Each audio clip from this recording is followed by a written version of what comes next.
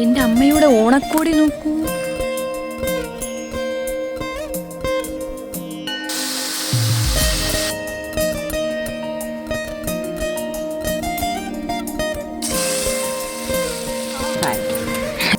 Hello guys, ഇന്ന് നമുക്കപ്പോൾ തിരുവോണമാണ്. തിരുവോണം ആയിക്കൊണ്ട് ഞാൻ വിചാരിച്ചു ഇന്നപ്പം ഒരു ഡേ ഇൻ മൈ ലൈഫ് പോലെ ഒരു ചെറിയ വ്ളോഗ് എടുക്കാമെന്ന് വിചാരിച്ചു. പറഞ്ഞ പോലെ ഇത് നമ്മുടെ പുതിയ അതിഥിയാണ്. ഇവൻ്റെ പേര് നമ്മൾ ഇട്ടേക്കുന്നത് കിട്ടു എന്നാണ്. നമുക്ക് വീഡിയോയിലേക്ക് പോവാം. എല്ലാവരുടെയും ഓണം ഹാപ്പി ആയിരുന്നു എന്ന് ഞാൻ വിശ്വസിക്കുന്നു. നമ്മൾ അത്തപ്പൂക്കളും അച്ചാറുകളും എല്ലാം തലേദിവസമേ ഇട്ട് വെച്ചിട്ടുണ്ടായിരുന്നു. അത്തപ്പൂലല്ലാതെ വേറെ ഫുഡ് ഐറ്റംസിലൊന്നും ഞാൻ കൈതൊട്ടിട്ടില്ല കേട്ടോ. അമ്മ തന്നെയാണ് ഫുള്ളും കൈകാര്യം ചെയ്തത്. നമ്മുടെ വ്ളോഗിലേക്ക് കിടക്കുക എന്നുണ്ടെങ്കിൽ രാവിലെ തന്നെ പോയി പല്ലൊക്കെ തേച്ചു, ഒരു ഗ്ലാസ് ചായ എടുത്ത് കുടിച്ചിട്ടുണ്ടായിരുന്നു. പിന്നെ കുറച്ച് പുറം കാഴ്ചകളൊക്കെ കാണാനായിട്ടൊന്ന് പുറത്തേക്കൊക്കെ ഇറങ്ങിയിട്ടുണ്ടായിരുന്നു. അപ്പം ഞാൻ നോക്കിയപ്പോൾ എന്നെന്നും ഇല്ലാത്ത കനകാമ്പരം പൂത്തൊലഞ്ഞ് നിൽക്കുന്നു. ഈ ഒരു പ്രാണി ഏതാണെന്ന് മനസ്സിലായോ? രാവിലത്തെ തൂത്തുവാരലും പാത്രം കഴുകുമൊക്കെ ഉണ്ടായിരുന്നത് കൊണ്ട് ഞാൻ കുളിച്ചില്ല കേട്ടോ. കുളിച്ച് കഴിഞ്ഞിട്ട് എനിക്കിങ്ങനെ ദേഹമൊക്കെ വിയർക്കുന്ന എനിക്ക് ഇഷ്ടമില്ലാത്തൊരു കാര്യമാണ്. ഇത് നമുക്ക് ഇന്നലെ കിട്ടിയ പൂച്ചക്കുട്ടിയാണ്. ഇവന് നമ്മൾ കിട്ടുമെന്നാണ് പേരിട്ടേക്കുന്നത്. ഏതോ സാമദ്രോഹികൾ ഇതിന്റെ മുഖമൊക്കെ വെട്ടി വെച്ചേക്കുവാണ്. നമ്മൾ പിന്നെ ഇവനെ അങ്ങ് ദത്തെടുത്ത് കേട്ടോ. ഇനി അടുക്കള കാഴ്ചയിലേക്ക് പോകുന്നുണ്ടെങ്കിൽ അമ്മ സാമ്പാർ വെക്കുന്ന ധൃതിയിലാണ്. ഞാനിപ്പം പുറത്തൊക്കെ സദ്യ കഴിക്കാനോ കല്യാണത്തിനൊക്കെ പോകുകയാണെന്നുണ്ടെങ്കിൽ ഞാൻ അങ്ങനെ സാമ്പാർ മേടിക്കാറില്ല. എനിക്ക് അമ്മയുടെ സാമ്പാറാണ് ഒന്നുകൂടെ സ്പെഷ്യലായിട്ട് തോന്നിയിട്ടുള്ളത്. ആ ഒരു ടേസ്റ്റ് എനിക്ക് വേറെ ഒരു സാമ്പാറിൽ നിന്നും കിട്ടിയിട്ടില്ല. അതുകൊണ്ട് ഞാൻ പുറത്ത് കല്യാണങ്ങളിലൊക്കെ പോവുകയാണെങ്കിൽ സാമ്പാർ മേടിച്ച് കൂട്ടാറില്ല കേട്ടോ. ഇത് എടുത്തോണ്ടിരുന്നപ്പോഴാണ് അമ്മ പറഞ്ഞത്, അന്നേ പിന്നെ ബാക്കിയുള്ള കറികളും കൂടെ നീ അങ്ങോട്ട് കാണിച്ചു കൊടുക്ക്, എൻ്റെ കഷ്ടപ്പാട് എല്ലാവരും അറിയട്ടെ. അങ്ങനെയല്ല കേട്ടോ, നമ്മൾ വീട്ടിൽ പരിപ്പ് മഞ്ഞ കളറിൽ വെക്കാറില്ല, കാരണം വെള്ള കളറിൽ തന്നെയാണ് എല്ലാവരും കഴിക്കാറുള്ളത്. ഇനി അവിയലിൻ്റെ കാര്യത്തിൽ അമ്മ എനിക്കൊരു ടിപ്പ് പറഞ്ഞു തന്നായിരുന്നു നിങ്ങളോട് ഷെയർ ചെയ്യാനായിട്ട്. ഈ അവിയലിനകത്ത് ഇടുന്ന കഷ്ണങ്ങളെല്ലാം ഒരേ വലിപ്പത്തിൽ അരിയാന്നുണ്ടെങ്കിൽ അവിയലിന് കുറച്ചുകൂടെ ടേസ്റ്റ് കിട്ടുമെന്നാണ് അമ്മ പറഞ്ഞു തന്നത്. പിന്നെ അമ്മ ഇപ്പുറത്തെ അടുപ്പിൽ ഒരു പാത്രം വെള്ളം വെച്ചിട്ടുണ്ടായിരുന്നു ചായക്ക് വേണ്ടിയിട്ട്. ഇത് പാൽപ്പൊടി ഇട്ടിട്ടുള്ള ചായയാണ്. പിന്നെ ചായ എന്ന് പറഞ്ഞാൽ നമ്മൾ എവിടെയാണെങ്കിലും വീഴുമല്ലോ, അതുകൊണ്ട് ഒരു ഗ്ലാസ് എടുത്ത് കുടിച്ചു. പൊതുവേ I am not an aviyal person, എനിക്ക് അങ്ങനെ ഇഷ്ടമില്ലാത്തതാണ്. പക്ഷേ ഇന്നത്തെ അവിയൽ ഞാൻ ഫുള്ളും കഴിച്ചിട്ടുണ്ടായിരുന്നു. വിവിധതരം കറികൾക്കൊടുവിൽ എൻ്റെ അമ്മ അവതരിപ്പിക്കുന്ന പുതിയ വിഭവം ഫ്ലോപ്പായ അടപ്രഥമൻ. സത്യം പറഞ്ഞാൽ നമ്മുടെ വീട്ടിൽ എന്ത് ചടങ്ങ് വന്നാലും സേമിയ പായസമാണ് വെക്കാറ്. അപ്പം എൻ്റെ ഒരു ആഗ്രഹപ്രകാരമാണ് ഇത്തവണ അടപ്രഥമനാക്കിയത്. അപ്പോൾ എൻ്റെ മാമനോട് വിളിച്ചു ചോദിച്ചപ്പോൾ ഇങ്ങനെ ഉണ്ടാക്കാനാണ് അദ്ദേഹം പറഞ്ഞു കൊടുത്തിട്ടുണ്ടായിരുന്നത്. പക്ഷേ ഉണ്ടാക്കി വന്നപ്പോൾ അട്ടർ ഫ്ലോപ്പായിപ്പോയി. ഭയങ്കര മധുരം ആയതുകൊണ്ട് ഡയബറ്റിക് അല്ലാത്ത ആൾക്കാർക്ക് വേണമെങ്കിൽ ഒരു അര സ്പൂൺ കഴിക്കാം. ഇവിടെ വരെ ഞങ്ങൾ അറിഞ്ഞില്ലായിരുന്നു ഈ പായസത്തിന്റെ പോക്ക് ഫ്ലോപ്പിലേക്കാണെന്ന്. അതുകൊണ്ട് തകൃതിയായിട്ട് നമ്മുടെ ചുക്കും ഏലക്കയും ജീരകവും എല്ലാം കൂടെ അടിച്ചങ്ങോട്ട് എടുത്തു. ഞാനെന്നെ വിചാരിച്ച ഇന്നത്തെ ഏതെങ്കിലും ഒരു വിഭവം എടുക്കുന്ന വീഡിയോ ഇതിലേക്ക് ഇൻക്ലൂഡ് ചെയ്യാമെന്നാണ്.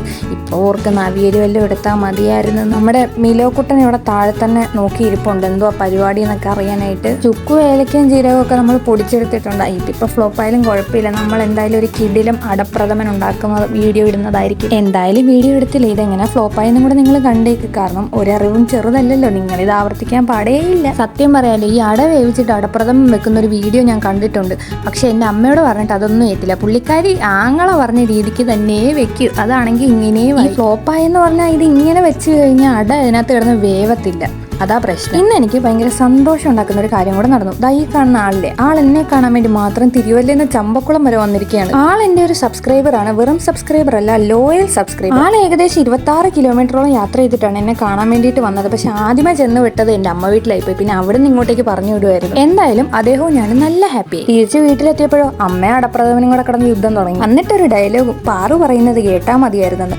എങ്ങനെ ഇരിക്കും. ഇതെല്ലാം കഴിഞ്ഞിട്ടാണ് ഞാൻ രാവിലത്തേത് കഴിക്കുന്നത്. പിന്നെ നമ്മുടെ വീട്ടിൽ എന്ത് ചടങ്ങുണ്ടെങ്കിലും ഇഡലിയും സാമ്പാറും അത് മസ്റ്റാണ്. അപ്പോഴാണ് അമ്മ പറയുന്നത് ബാക്കി അടപ്രഥമന്റെ വീഡിയോ എടുക്കേണ്ടത്. എന്ത് വീഡിയോ എടുക്കാൻ, ഇപ്പൊ മരിച്ചു കഴിഞ്ഞിട്ട് റീത്ത് വെക്കുന്ന അവസ്ഥ. അലങ്കാരത്തിനും അഹങ്കാരത്തിനും ഒരു കുറവുമില്ല. ചുക്കോടി എല്ലാ കാര്യങ്ങളും വാരി വലിച്ച് വെതറിയിട്ടുണ്ട്. കൂട്ടത്തിൽ നമ്മുടെ കശുവണ്ടിയും കിസ്മിസും ഇട്ടിട്ടുണ്ട്. അപ്പോഴേക്കും ഞാൻ തൂത്തുവാരിയൊക്കെ വൃത്തിയാക്കി പോയി കുളിച്ച് എൻ്റെ ഓണക്കോടി ടീഷർട്ടൊക്കെ ഇട്ടുകൊണ്ട് ഞാൻ വന്നിട്ടുണ്ട്. അത് കഴിഞ്ഞ് ഞാനും അമ്മയും കൂടെ ഇലവെട്ടാനായിട്ടാണ് പോയത്. ഇലവെട്ടാൻ നമുക്ക് വേറെ എങ്ങും പോകേണ്ട കാര്യമില്ല, ഞങ്ങൾ കൂടാതെ വീട്ടിൽ വേറെ കുറെ വാഴകളും ഉണ്ട്. ആദ്യത്തെ ഇലവെട്ടി കൈ തന്നപ്പോൾ കുറച്ച് സങ്കടമായി. ഇത് വിളക്കത്ത് വെക്കാനായിട്ടാണ്. നമ്മുടെ പേരപ്പനും അമ്മൂമ്മയൊക്കെ മരിച്ചുപോയി, അവർക്ക് വെക്കാൻ വേണ്ടിയിട്ടാണ് ഈ ഇല. നല്ലൊരു ദിവസമായിട്ട് സെൻഡ് ചെയ്യാവേണ്ട. അപ്പോൾ ഇതാണ് നമ്മുടെ വീട്ടിലുള്ള വാഴകൾ, ഞങ്ങൾ കൂടാതുള്ള കുറേ അംഗങ്ങൾ. ഇതാണ്. ഇത് നമ്മുടെ പ്രോപ്പർട്ടി അല്ല, ഇത് കൊച്ചച്ഛൻ്റെ ആടാണ്. അമ്മയാണ് ഇലവെട്ടി അങ്ങ് ദൂരെ വരെ പോയിക്കുവാണ്. ഞാനാണെങ്കിൽ ഈ കിട്ടിയ ഇലയെല്ലാം പിടിച്ചുകൊണ്ട് ഇവിടെ തന്നെ അങ്ങ് നിൽക്കുവാണ്.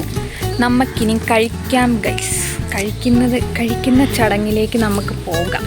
മഹാ അത്ഭുതങ്ങളിൽ ഒന്നാണ് ഇതായി വിളിക്കുമ്പോൾ ഈ വീഡിയോ എടുക്കാൻ വന്ന് നിൽക്കുന്നത്. എൻ്റെ ഡ്യൂട്ടി ആയിരുന്നു പായൊക്കെ അറേഞ്ച് ചെയ്തിടുക എന്നുള്ളത്. അതൊക്കെ ഞാൻ ചെയ്തു. പിന്നെ അച്ഛനാണ് വിളക്കത്ത് അമ്മൂമ്മയ്ക്കും പേരപ്പനും ഒക്കെ വെച്ചത്. അമ്മൂമ്മ നമ്മളെ വിട്ടുപോയിട്ട് ഏകദേശം ഒരു 4 വർഷത്തോളം ഒക്കെ കഴിഞ്ഞു. അതേപോലെ തന്നെ പേരപ്പൻ വിട്ടുപോയിട്ടും ഏകദേശം 2 വർഷവും കഴിഞ്ഞു. അതുകൊണ്ട് കുറച്ച് നാൾക്കൊക്കെ ശേഷം നമ്മൾ ഇപ്പോഴാണൊന്ന് ഓണമൊക്കെ ആഘോഷിക്കുന്നത്. ഇതെല്ലാം അമ്മ തന്നെ വെച്ചിട്ടുള്ള കറികളാണ്. ഇതൊക്കെ എൻ്റെ ചെറിയ കൈ സഹായങ്ങൾ മാത്രമേ ഇതിലൊക്കെ വന്നിട്ടുള്ളൂ. ഏറ്റവും കുഞ്ഞില നോക്കി സെലക്ട് ചെയ്തിട്ട് ഞാനും അങ്ങോട്ട് കഴിക്കാനിരുന്നു. ഇപ്പോഴും ആദ്യം അച്ഛൻ്റെ ഒരു വാ മേടിച്ചിട്ടാണ് നമ്മൾ കഴിക്കാൻ തുടങ്ങാറ്. ഈ പപ്പടം ആ ചോറിനകത്ത് പരിപ്പിനകത്ത് ഇട്ട് കഴിക്കുമ്പോൾ കിട്ടുന്ന ഒരു സാറ്റിസ്ഫാക്ഷൻ വേറെ എന്തിലേലും കിട്ടുമോ? അങ്ങനെ ഒരു 5-8-10 മിനിറ്റ് കഴിഞ്ഞപ്പോഴത്തേക്കും എൻ്റെ ഇല ഏകദേശം എന്താ ഇങ്ങനെയായി. നമ്മുടെ പരിപ്പ് വന്നതിന് ശേഷം എനിക്ക് സാമ്പാർ ഒഴിക്കുന്ന ശീലമില്ല. പകരം നേരെ പുളിശ്ശേരിയിലേക്കാണ് പോകാറ്. എന്തായാലും വെച്ചതല്ലേ. ആ ഫ്ലോപ്പായ അടപ്രഥമനും ഒരു പഴവും അതേപോലെ തന്നെ പപ്പടവും ഇട്ടങ്ങോട്ട് കുഴച്ച് അകത്താക്കി. ഇല ലാസ്റ്റ് ഇങ്ങനെ ആകുമ്പോൾ കിട്ടുന്ന ഒരു സാറ്റിസ്ഫാക്ഷൻ ഉണ്ട്. അതൊന്ന് വേറെ തന്നെയല്ലേ. ഊണ് കഴിഞ്ഞാൽ റെസ്റ്റ് എടുക്കണം. ആ പോളിസി ഞങ്ങൾ പാലിച്ചിട്ടുണ്ട്. ഞങ്ങൾ രണ്ടുപേരും നല്ല രീതിക്ക് റെസ്റ്റ് എടുക്കുന്നുണ്ട്. എന്ത് ചെയ്തിട്ടാണോ ആവും. അപ്പോഴേക്കും അമ്മയും മാമനും പിള്ളേരും എല്ലാവരും ഇങ്ങ് എത്തി. ഇവർ വന്നതും പോയതും ഞങ്ങൾ അറിഞ്ഞില്ല. അതേ പോയി ഇതാ വന്നു എന്നായിരുന്നു. അപ്പം നമ്മൾ